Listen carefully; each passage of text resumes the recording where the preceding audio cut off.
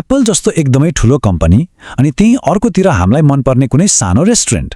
यसो सोच्दा यी दुईमा के समान छ होला? दुवैलाई कम्पनी त भनिन्छ होइन, तर यिनीहरू चल्ने तरिकामा चाहिँ आकाश पातालको फरक छ। ल, आउँदो केही मिनेटमा हामी यही प्राइभेट र पब्लिक कम्पनी बीचको भिन्नतालाई अलि गहिरिएर हेरौँ न त। हो, दुवै व्यापार नै हुन्, तर तिनीहरूको जुन बनावट छ, जुन नियम कानुनभित्र बसेर काम गर्नुपर्छ, हो त्यसले नै उनीहरूको भविष्य कस्तो हुन्छ, उनीहरू कतिसम्म फैलिन सक्छन् भन्ने कुराको निर्धारण गर्छ। त्यसो भए यो भिन्नता किन यति धेरै महत्त्वपूर्ण छ त? अब यसैलाई बुझ्नतिर लागौँ। अब यो फरक बुझ्नको लागि सबैभन्दा पहिले त कम्पनीको जुन आधारभूत ढाँचा छ त्यसलाई बुझ्नु पर्यो। धेरैजसो ठूला व्यवसायहरू जोइन्ट स्टक कम्पनी भन्ने एउटा अवधारणामा आधारित हुन्छन् र यही अवधारणाले नै उनीहरूलाई त्यत्रो ठूलो बन्न मद्दत गर्छ। ल, एकछिन सोचौँ त, कुनै एकदमै ठूलो प्रोजेक्ट सुरु गर्नु छ, त्यसको लागि पैसा कहाँबाट जुटाउने? हो, यही समस्याको समाधान लिएर आयो जोइन्ट स्टक कम्पनीको अवधारणाले। यसले के गर्यो भने कम्पनीको पुरै स्वामित्वलाई साना साना टुक्रामा बाँड्दियो, जसलाई हामी शेयर भन्छौँ। अब यसले के फाइदा भयो भन्दा धेरै मानिसहरूले थोरै पैसा हालेर पनि एउटा ठूलो पुँजी जम्मा गर्न सक्ने भए। अब यो संरचनाका केही एकदमै रोचक विशेषताहरू छन्, जस्तै छुट्टै कानुनी पहिचान। यसको मतलब कम्पनी आफैमा एउटा छुट्टै मान्छे जस्तै हो कानुनको नजरमा। अर्को छ स्थायी उत्तराधिकार, जसले के भन्छ भने कम्पनी खोल्ने मान्छेहरू नरहे पनि कम्पनी चाहिँ चलिरहन्छ। अनि सबैभन्दा महत्त्वपूर्ण सीमित दायित्व। यसले लगानीकर्ताहरूलाई उनीहरूले हालेको पैसाभन्दा बढी घाटा हुनबाट जोगाउँछ। हो, यिनै कुराहरूले गर्दा एउटा कम्पनी स्थिर र लामो समयसम्म टिक्ने बन्छ। ल, जब एउटा जोइन्ट स्टक कम्पनी स्थापना हुन्छ नि, त्यो एउटा दो बाटोमा आइपुग्छ। अब उसले एउटा महत्त्वपूर्ण निर्णय लिनुपर्छ, कुन बाटो रोज्ने। एकातिर एउटा सानो समूहको नियन्त्रणमा रहने बाटो छ, अर्कोतिर आफ्नो ढोका सबै आम मानिसका लागि खुला गर्ने बाटो। हो, यही दो बाटोबाट सुरु हुन्छ प्राइभेट र पब्लिक कम्पनीको फरक यात्रा। यिनीहरू बीचको मुख्य फरक भनेकै पहुँचको हो। प्राइभेट कम्पनीलाई एउटा एक्सक्लुसिभ क्लब जस्तो सम्झिनुस् न, जहाँ सदस्यता पाउन आमन्त्रणै चाहियो।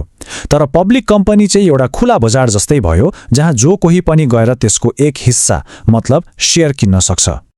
अब हेर्नुहोस्, स्वामित्वको यो एउटै फरकले कम्पनीको अरू हरेक कुरामा असर पार्छ।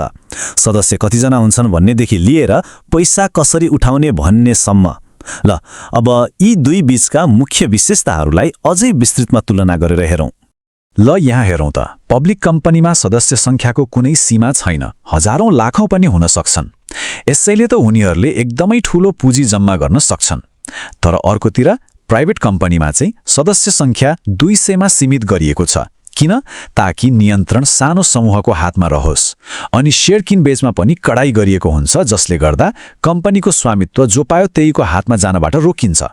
हामीले सुनेकै नामहरू हुन् लेगो, आइकिया। यिनीहरूले किन प्राइभेट रहने निर्णय गरे त? किनभने उनीहरूलाई आफ्नो रचनात्मक नियन्त्रण र पारिवारिक मूल्य मान्यता जोगाउनु थियो। ठ्याक्कै यसको उल्टो एप्पल र अमेजन जस्ता कम्पनीहरूलाई हेरौँ। उनीहरूले विश्वभरि फैलिन र ठूलोभन्दा ठूलो पुँजी जुटाउन पब्लिक हुने बाटो रोजे। भनेपछि उनीहरूको संरचनाले नै उनीहरूको व्यापारिक रणनीति कस्तो छ भन्ने कुरा प्रश्न पार्छ। त्यसो भए यो संरचनाको महत्त्व के त? खासमा यसले कम्पनीको वृद्धि, उसले गर्ने नयाँ आविष्कार र ऊ कतिको पारदर्शी छ भन्ने कुरामा सिधै असर पार्छ। पब्लिक कम्पनीहरूले ठूलो संख्यामा रोजगारी सृजना गर्छन्, लगानीको अवसर दिन्छन्, अनि प्राइभेट कम्पनीहरूले चाहिँ अर्थतन्त्रमा एउटा स्थिरता र विविधता थप्ने काम गर्छन्। भनेपछि अन्त्यमा कुरा के हो भने प्राइभेट बन्ने कि पब्लिक बन्ने भन्ने निर्णयले नै कम्पनीको भाग्य कोरिदिन्छ। यो खाली एउटा कानुनी प्रक्रिया मात्रै होइन, यो त कम्पनीको भविष्यको लागि बनाइएको एउटा रणनीतिक नक्सा हो, जसले उसको वृद्धि कस्तो हुन्छ, नियन्त्रण कसको हातमा रहन्छ र उसले कस्तो विरासत छोडेर जान्छ भन्ने सबै कुरालाई आकार दिन्छ। तर एउटा प्रश्न उठ्छ, के यो प्राइभेट र पब्लिकको विभाजन सधैँ यस्तै रहिरहला त? अहिले प्रविधिको विकासले क्राउड फन्डिङ र ब्लकचेन जस्ता नयाँ मोडलहरू ल्याइरहेको छ। यस्तोमा भविष्यको कम्पनीको स्वरूप कस्तो होला? सायद त्यो अहिलेको यो दुईवटा परिभाषा भन्दा पनि धेरै परको केही नयाँ नै होला। यो सोच्न लायक कुरा हो।